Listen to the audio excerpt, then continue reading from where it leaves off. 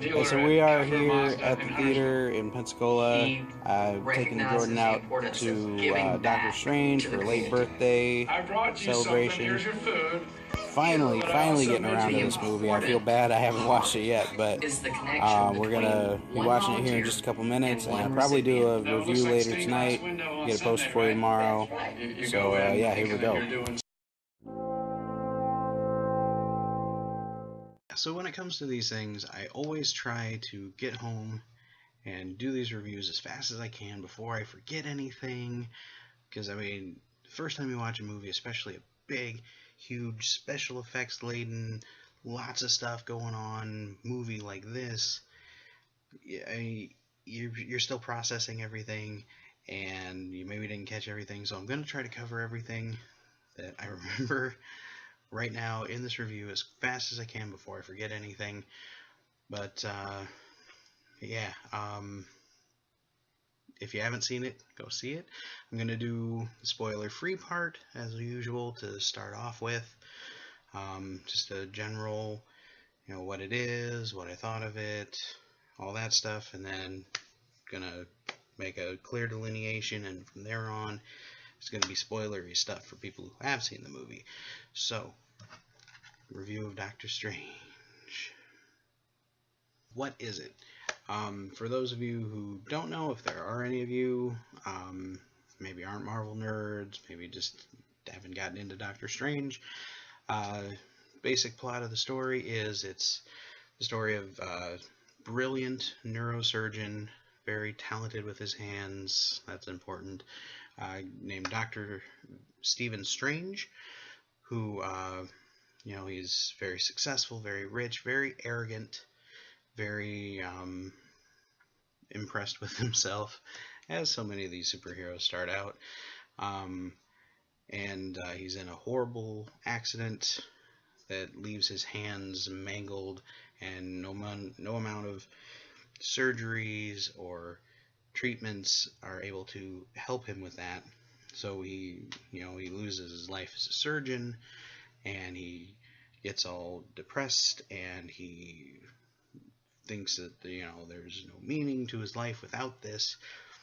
So in a last-ditch effort to try to find some kind of treatment to help himself and get back what he lost, he travels to Nepal and searches out these spiritualist types up in the mountains that he heard about. And once he's there, the person in charge, the Ancient One, teaches him that there's more to life than what he lost, and to him, or more to life than just him thinking about himself, and that he kind of struggles with for a long time, but he finally starts coming around to what she's teaching him, which is these mystic arts, which deal with pulling energy from the universe and the multiverse. This is one of the first times that the Marvel movies have really touched on the idea of the multiverse, and I have a feeling it's going to become a very big thing, which is awesome. and so from there, I mean, he starts learning. He still struggles with the arrogance thing, but the main turning point in the film is that he has to overcome himself to help this band of sorcerers fight an evil sorcerer who is trying to access this dark dimension and basically ruin the world, kill existence and everything like that, like you do. And so that's the basic plot summary. Big things to note here are the cast. I mean, great cast. I mean, really, really talented actors. I mean, obviously the standout is Benedict Cumberbatch, who I love in anything, with the possible exception of Zoolander 2, but he was still funny. But yeah, fantastic actor. I knew going into this, just because I'm a huge Sherlock fan. I like pretty much everything I've ever seen him in, that he was going to be up for this, and he was going to make it something very very memorable, and very awesome, and very his, and he did. And then with your supporting cast, you got I hope I'm saying this right. I've heard it pronounced before, and I love this actor, so I hope I'm doing it justice. Chiwetel Ejiofor. Chiwetel Ejiofor, I think. Um, but he plays Mordo, one of his allies in this fight. Another very powerful sorcerer. Again, amazing actor. He was the operative in Serenity, which is one of my favorite movies of all time, and he did an amazing job in that. So again, going in, I knew he was going to be a highlight in the movie. And then you got, Tilda Swinton, she's always good. And then Mads Mikkelsen plays the villain, and I had never seen him in anything. I knew that he was the lead actor in Hannibal, but I've never watched that show. So I went in with no expectations of him, and he did a good job. He did a really good job. And aside from that, the storytelling was really good. The story was good. The special effects, holy crap! As I was watching the big sequence that you see in all the trailers, where they're running through the mirror dimension version of New York, and everything shifting and changing and going crazy. Like, I became very glad that I didn't choose to watch this movie in IMAX, because I have a feeling I might have gotten sick. Just, there's so much moving and fluid transitions and stuff, almost too fast to see a lot of it, and it was almost dizzying. Even scenes where they're not running, where they're just like standing still, but everything in the background is still shifting and moving, and it was crazy, but it was amazing to look at. And whoever it was on their visual effects staff, gentlemen, well done. I know superhero movies almost never get recognized at the Academy Awards, but I think they should get something for visual effects. 'Cause, oh my lord, the work that they must have put in to the majority of that film is just insane. And yeah, and just inventiveness. I'm not going to go into it in this portion, because we're not doing spoilery things here. but one of the things that really stuck with me with this movie is, for a year or two now, I've been seeing the whiny little quote-unquote fanboys on the internet and on Facebook and stuff, just going on and on about how every Marvel movie is exactly the same. They don't do anything new. They don't do anything original. And they answered that call with this movie. There is stuff in this movie that I've never seen before, that's so different storytelling-wise, and using the special effects to tell the story and things like that, that just, I was sitting there watching it going, holy crap, this is a thing that I've never seen before, and I can't believe nobody's ever thought of this before. It's amazing. So yeah, my general overall review is I love this movie. It was fantastic.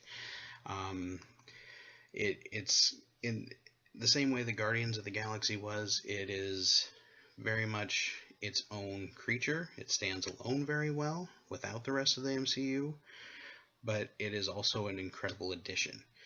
And I love, there's, as with all the Marvel movies, there are all these little interweaving threads that, let you know throughout the movie, okay, this is a Marvel movie, we're referencing everything, and setting the stage to take this brand new character and this brand new, basically brand new universe, and plug it in and make it fit and make it work. And they do that very, very well with this movie. And yeah, so that's the basic review. I love it. Go see it, and go see it soon, so you can come back and watch the rest of this video and we can kind of, not really, but kind of sort of talk about the awesome things I'm about to spoil in this next section. So yeah, go see the movie, and if you have not seen it yet, stop watching now.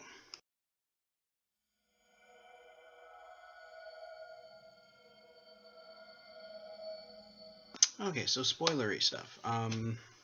Just going a little more in detail, just to start off with.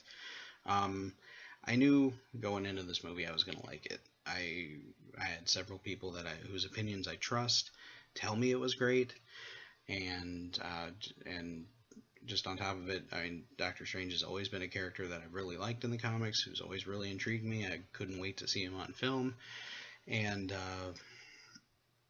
just looking at the trailers, I knew that this was going to be a cool movie. I knew they were going to be doing stuff I'd never seen before, stuff that was going to impress me, but they didn't give away too much of the story in the trailer, and I like that because I got to go in kind of fresh. I mean, they gave you the basic impression of his origin without telling you what the rest of the movie was, and I like when they do that.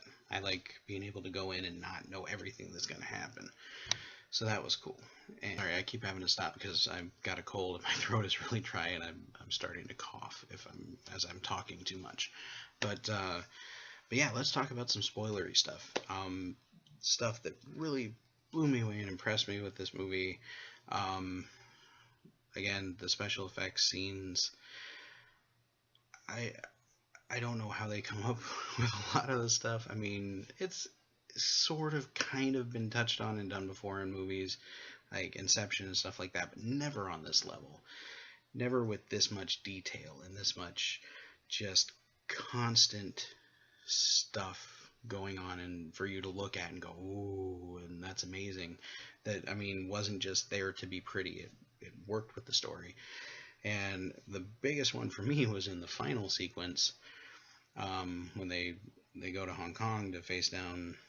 I will never pronounce this right, and I keep forgetting how they say it in the movie. Caiaculus. It's not right. I know it's not right, but you know who I'm talking about. The main bad guy. The fight scene where Strange does the spell that reverses time, and they're having this choreographed fight scene, knockdown, drag out fight in the middle of time rewinding itself. I was like, holy crap. Okay, there you go. I've never seen that before. That is really, really cool and really well done. It wasn't just like they came up with a good idea and kind of executed it. I mean, it was great. It looked amazing. So that was one of the things that was really standout for me. The other was being unimpressed with myself because it took me until that sequence for me to go, oh my god, that glowing green thing inside the eye of Agamotto is the time stone. Like, I said it out loud to Jordan, who was sitting next to me, and he went, oh, and I went, God, I'm dumb. How did I just get that? How did I just make that connection? Because I knew going into it that there was going to be an Infinity Stone in this movie, because of course there was, and they were going to find a way to, include Doctor Strange in the whole Infinity War thing and bring him in. And so I don't know how it took me that long. I feel like such a bad nerd. But I was, I was paying attention to the story and getting lost in all the pretties and all that. I blame it on that. Okay, I'm not a bad nerd. I was just distracted. Okay, so yeah, the introduction of a new Infinity Stone, which I'm sure most of us knew was going to happen, but they did it in a really cool way, and not just, going, ooh, here's another Infinity Stone. How can we jam it into this movie? It was a central part of the plot. It worked really well, and I can't wait to see how Thanos comes and gets it away from him. That's going to be cool. And again, coming back to the whole not doing the same thing Marvel has done over and over again, in that final sequence, the way that he defeats Dormammu, having Strange outwit him and beat him with intellect and not brute force, I think that was a fantastic idea. I think that was really well thought out. And I mean, in fact, there's no fight whatsoever. I mean, Strange literally gets killed over and over and over again, but he still outwits Dormammu and manages to win. And I mean, that to me is amazing. The fact that we have a superhero that didn't just come in and beat the crap out of people and blow stuff up and win that way. He outthought the villain. I thought that was a fantastic touch. There's the Marvel tradition of mid-credit scene, post-credit scene, and every time, I am continually amazed that there are still people that leave that either don't care or haven't learned their lesson by now. But we're sitting there watching the movie and the credits start rolling and people start getting up and leaving, and I'm looking around going, guys, no, whatever. Because how do you not know by now? You don't leave until the credits are over. Until that little blue thing pops up with the rating on it, you know, you stay in your seat, or you at least stay in the theater. You get up and walk around, whatever, but don't leave. Yeah, there's still people that are they're getting up and leaving. It blows me away. That tells me that they either don't know or don't care. And if you don't care, why'd you come see the movie? You know. But that's my little nerd pet peeve there, and I'm done ranting about it. But yes, there is both obviously, if you're watching this, you've seen the movie, you know that there's both a mid-credit and post-credit scene. Post-credit scene, not really a huge moment, because I think we all know. I mean, if you know anything about Doctor Strange, you know Mordo is like the big Doctor Strange villain, so you have to know he's going to go bad at some point. So that wasn't a big surprise, but it was still a cool scene to see that they're already setting that up for the next movie. And the mid-credit scene was where I really had to smile, because as soon as I heard Chris Hemsworth's voice, I started like gyrating in my seat, just Thor. And the fact that now, I mean, unless I'm missing something or jumping to conclusions, I'm getting the impression Doctor Strange is going to be in Thor Ragnarok, and that makes me so happy.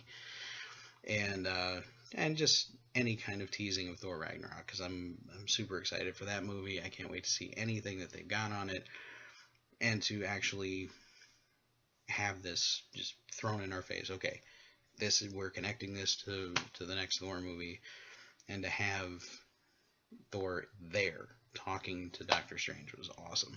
And I like that, you know, in that couple minutes of extra footage, Doctor Strange had his yellow gloves that he was missing throughout the whole movie. I kept going, he wears yellow gloves in the comics, doesn't he? And you finally get to see that at the end, so that's cool. But yeah, this is kind of a quickie one. That's pretty much it. But yeah, I love this movie. I loved pretty much everything about it. There wasn't much that bugged me. I was telling Jordan on the way home, the only thing that really kind of took me out for a second, made me go, why? Well, that doesn't really make sense, was the bit when Strange goes through the portal to the hospital to get patched up, and the guy follows him through, and I'm sitting there going, okay, well, surely by now, Calculus or whatever, Mads Mikkelsen has escaped from that little thing. Why isn't he coming through? I was like, well, maybe he hasn't. And then they get back to the sanctum, and sure enough, he's escaped. I was like, why didn't he come through and kill Strange while he's wounded? I mean, that's what I would have done if I was him. But no, he just runs off and then comes back.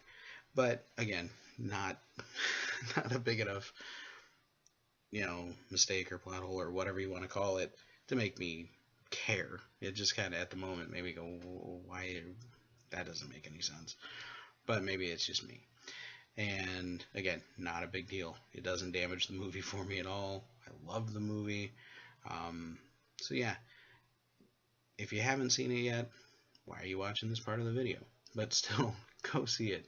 And if you have seen it yet, and you want to comment on Any of the things I talked about, try not to be spoilery, but if you want to have a little bit of conversation down in the comments, please feel free to leave me comments so we can talk about this a little bit. And yeah, I will see you guys shortly for something new. I've been toying with some ideas, some stuff I've already talked about, some stuff I haven't talked about yet, and hopefully I'll be coming to you pretty soon with some of that. So yes, Doctor Strange, go see it. I loved it, and I will talk to you guys later.